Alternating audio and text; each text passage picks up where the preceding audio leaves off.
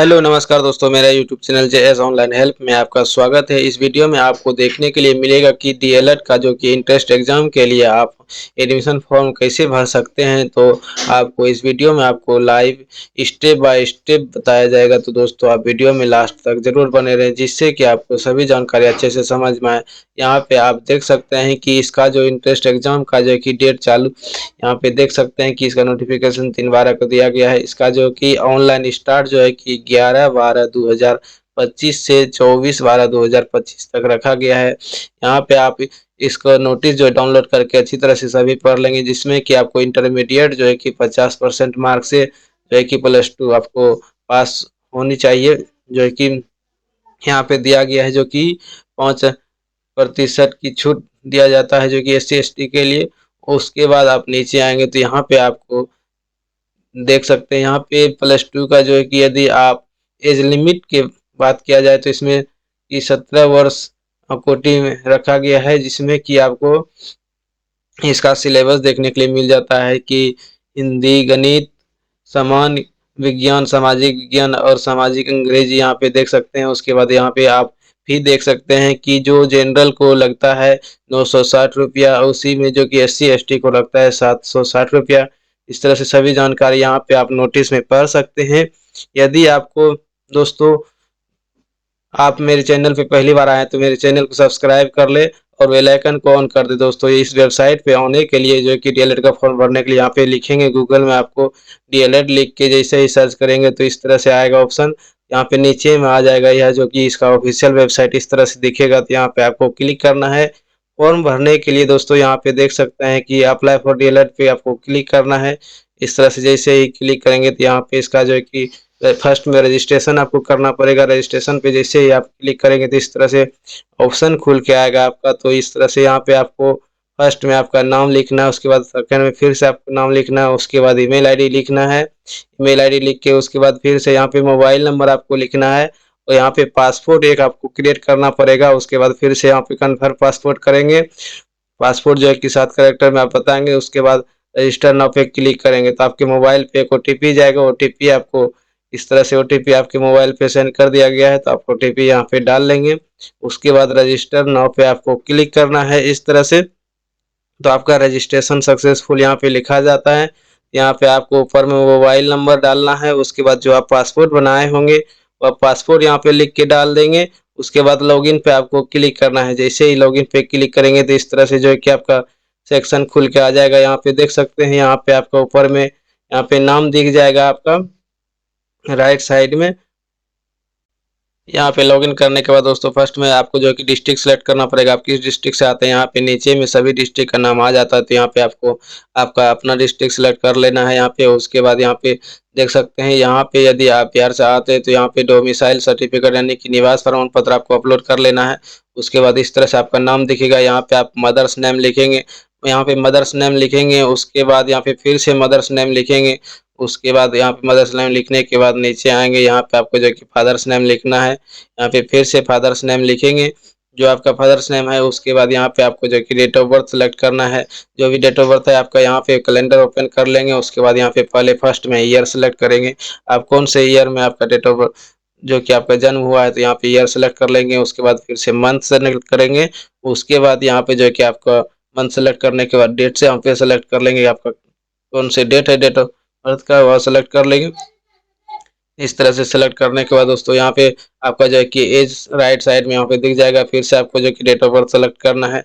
यहाँ पे 2 बार सभी जानकारी मांगा जा रहा है कि जिससे कि आपको फॉर्म भरने में किसी भी प्रकार का गलती नहीं हो, तो इसलिए यहाँ पे सभी जानकारी 2 बार भरने के लिए बोला जा रहा है। तो आप अच्छी तरह से सभी जानकारी 2 बार भर लेंगे। यहाँ पे फिर से डेट ऑफ बर्थ सेलेक्ट कर लेंगे। उसके बाद यहाँ पे एज आपको दिख जाएगा।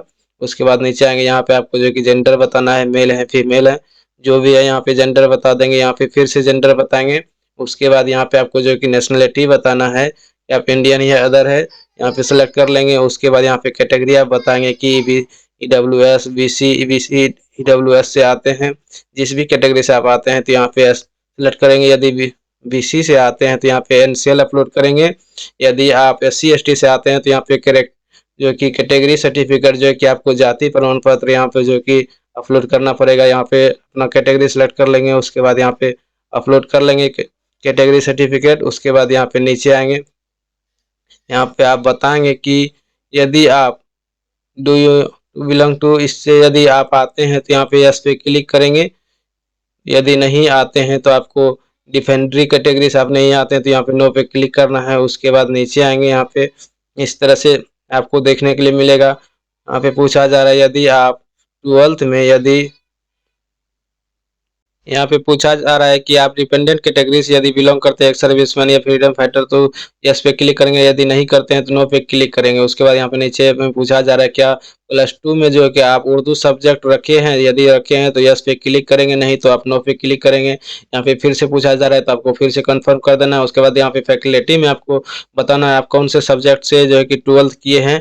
यहाँ पे साइंस, आर्ट्स, कॉमर्स जो भी सब्जेक्ट से आप जो है कि 12th किए हैं तो यहाँ पे आप उसका जानकारी दे देंगे। फिर से यहाँ पे पूछा जा रहा है तो फिर से आपको जानकारी दे देना है। उसके बाद यहाँ पे आपको इम्पोर्टेंट ध्यान देना है यहाँ पे कि आप यदि 12th पास कर लिए हैं तो यहाँ पे यस पे क्लिक करेंगे। उसके बाद यहाँ पे नीचे में देखेंगे कि आपको जो है कि 12th यदि पास हैं तो आपको मैट्रिक और 12th का यहाँ पे बोर्ड का नाम, रोल कोड, रोल नंबर और पासिंग ईयर, ऑब्जेंट मार्क और डिवीजन बताना है। यहाँ पे आपको जो है कि परसेंटेज बताना है। उसके बाद यहाँ पे मार्कशीट अपलोड करना है 10th का। उसके बाद नीचे में यहाँ पे आपको जो है कि मार्कशीट अपलोड कर लेना है। उसके बाद नीचे में आपको यहाँ पे देखने के लिए मिलेगा 12th का जानकारी। यहाँ पे 12th का बोर्ड लिखेंगे, यहाँ पर बोर्ड का नाम लिखेंगे। उसके बाद रोल कोड लिखेंगे, रोल नंबर लिखेंगे। उसके बाद पासिंग ईयर बताएंगे।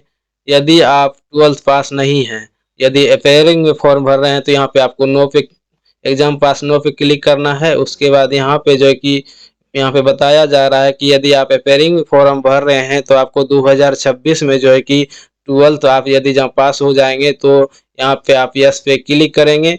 उसके बाद यहाँ पे 12th का जानकारी आपका जो है कि नहीं लिया जाएगा। यहाँ पे देख सकते हैं कि आपका सिर्फ मैट्रिक का जानकारी यहाँ पे लिया जाएगा, जिससे कि आपको यदि आप 12th का एग्जाम दिए ही नहीं है तो उसमें क्या जानकारी आपका जो कि लिया जाएगा।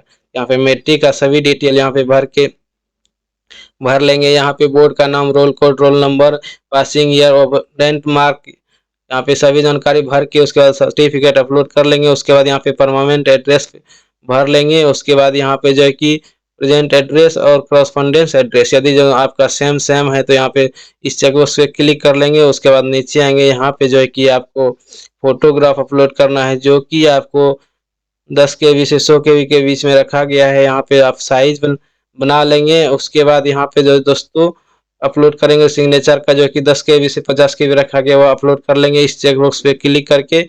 उसके बाद सेव पे आपको क्लिक करना है। इस तरह से जैसे ही सेव पे आप सेव कर लेंगे दोस्तों, यदि आपका फोटोग्राफ यदि यहाँ पे आप बोर्ड्स का नाम सेलेक्ट कर लेंगे 10th का, यदि इस तरह से 10th का बोर्ड्स का नाम सेलेक्ट करके उसके बाद यहाँ पे रोल कोड लिखेंगे, आपका जो भी रोल कोड है। उसके बाद रोल नंबर लिखेंगे। उसके बाद यहाँ पे पासिंग ईयर आपको बताना है कि आप जो है कि कब पास किए हैं 10th।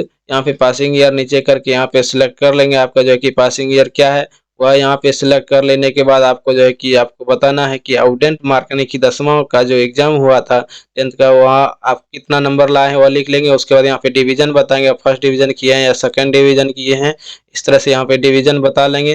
सभी जानकारी भर लेने के बाद दोस्तों यहाँ पे फोटोग्राफ जो आप अपलोड करेंगे इस तरह से। तो यहाँ पे इम्पोर्टेंट और एक जानकारी ध्यान से देखेंगे दोस्तों, यहाँ पे आपको आधार कार्ड लिखने के लिए बोला जा रहा है। तो यहाँ पे यदि आपके पास आधार कार्ड नहीं है तो इस चेक बॉक्स पे आप क्लिक करेंगे। यदि आपके पास आधार कार्ड है तो इस बॉक्स में आपको आधार नंबर लिख लेना है, इस चेक बॉक्स पे आपको क्लिक नहीं करना है। फोटोग्राफ इस तरह से यदि आपका डोमिसाइल में मस्ट यहाँ पे बताया जा रहा है 3.5 सेंटीमीटर 4.5 सेंटीमीटर आपका कैसे जो है कि इमेज बनाएंगे, तो इस तरह से रिसाइज इमेज लिख के सर्च जैसे ही करेंगे तो इस तरह से वेबसाइट आएगा। यहाँ पे आपको जो है कि अपलोड कर देना है इमेज। यहाँ पे जैसे ही अपलोड कर लेंगे इमेज इस तरह से आएगा ऑप्शन, या अपलोड हो जाएगा। उसके बाद यहाँ पे नीचे में जो है कि आएगा आपका ऑप्शन खुल के, इस तरह से देख सकते हैं यहाँ पे विड्थ और हाइट दिया गया है तो 3.5 सेंटीमीटर, और यहाँ पे पिक्सल से जो सेंटीमीटर कर लेंगे। उसके बाद यहाँ पे 3.5 सेंटीमीटर और यहाँ पे 4.5 सेंटीमीटर लिख देंगे हाइट में। उसके बाद नीचे में आपको जो है कि देख सकते हैं यहाँ पे जैसे लिखने के, यदि ये लॉक किया हुआ है रेशियो तो यहाँ पे लॉक हटा देंगे। उसके बाद यहाँ पे आप 3.5 सेंटीमीटर लिखेंगे। उसके बाद हाइट में जो कि 4.5 सेंटीमीटर आपको लिखना है। हाइट में 4.5 सेंटीमीटर लिख लेंगे और उसके बाद नीचे में जो है कि आपको रिसाइज का ऑप्शन मिलेगा। तो इस तरह से जो है कि रिसाइज पे इसे यदि आपको केबी कम करना है, फोटो का केबी ज़्यादा हो गया तो यहाँ पे केबी लिख देंगे। उसके बाद रिसाइज फोटो पे आपको क्लिक एक्सपोर्ट पे क्लिक करना है। जैसे एक्सपोर्ट पे क्लिक करेंगे तो इस तरह से जो है कि आपका साइज बन के आ जाएगा। तो यहाँ पे डाउनलोड का ऑप्शन मिलेगा, यहाँ से डाउनलोड आपको कर लेना है। डाउनलोड पे जैसे ही क्लिक करेंगे तो यहाँ पे ऊपर में डाउनलोड होके आ जाएगा आपका, देख सकते हैं डाउनलोड होके आ गया। उसके बाद यहाँ पे आपको जो कि अपलोड कर लेना है। इस तरह से जो कि फोटो और सिग्नेचर फोटो अपलोड हो जाएगा। उसके बाद इस चेक बॉक्स पे क्लिक कर लेना है। उसके बाद सेव पे आपको क्लिक करना है। जैसे ही सेव पे क्लिक करेंगे तो इस तरह से जो कि ऑप्शन खुल के आएगा, एप्लीकेशन जो कि सेव सक्सेसफुली। उसके बाद नीचे आएंगे, यहाँ पे आप सभी जानकारी चेक कर लेंगे। आपका यदि कुछ गलत है तो आप यहाँ पे एडिट का ऑप्शन मिलेगा, एडिट कर लेंगे। यदि नहीं गलत है तो आप यहाँ पे नाउ पे आपको क्लिक करना है। पे नाउ पे आप जैसे ही क्लिक करेंगे इस तरह से सब पैसा का ऑप्शन आएगा, इस पे आपको क्लिक करना है। जैसे ही सब पैसा पे क्लिक करेंगे तो इस तरह से कई सारे ऑप्शन खुल के आ जाएगा कि आप जिस भी माध्यम से पेमेंट करना चाहते हैं, यूपीआई आईडी से या यूपीआई क्यूआर कोड से, तो जिस भी माध्यम से आप पेमेंट करना चाहते हैं यहाँ पे पेमेंट ऑप्शन सेलेक्ट करेंगे। इस तरह से क्यूआर कोड खुलेगा। उसके बाद आपको स्कैन करके आपको जो है कि अपलोड कर लेना है। स्कैन जैसे ही करेंगे तो आपको पेमेंट कर लेना है। पेमेंट करने के बाद दोस्तों आप कुछ भी नहीं करेंगे, इस तरह से जो ऑटोमेटिक या वेबसाइट रिडायरेक्ट होके जाएगा। उस वेबसाइट पे आपको बैक बटन नहीं क्लिक करना है। पेमेंट कर लेने के बाद दोस्तों इस तरह से जो है कि आपका ऑटोमेटिक वेबसाइट पे चल जाएगा। और यदि आपको पेमेंट का रिसीविंग डाउनलोड प्रिंट करके रखना चाहते हैं तो इस तरह से प्रिंट करके रख सकते हैं। यदि नहीं रखना चाहते हैं इसको पे कर देंगे। उसके बाद इसका पेमेंट का रिसीविंग यदि पेमेंट करके रखना चाहते हैं प्रिंट करके तो रख सकते हैं, नहीं तो इसको छोड़ सकते हैं। उसके बाद यहाँ पे लेफ्ट साइड में आपको रजिस्ट्रेशन फॉर्म के नीचे में रजिस्ट्रेशन जो है कि फॉर्म यहाँ पे मिलेगा। उसके बाद उसे क्लिक करेंगे। उसके बाद इस तरह से जो कि प्रिंट करने का ऑप्शन आ जाएगा। तो आप इस तरह से जो है कि प्रिंट करके रख। आई होप कि दोस्तों यह वीडियो आपको बहुत ही पसंद आया हो, तो वीडियो को लाइक करें और चैनल को सब्सक्राइब कर ले, जिससे कि आपको सबसे पहले अब तक सभी वीडियो का नोटिफिकेशन पहुंच सके। Thanks for watching.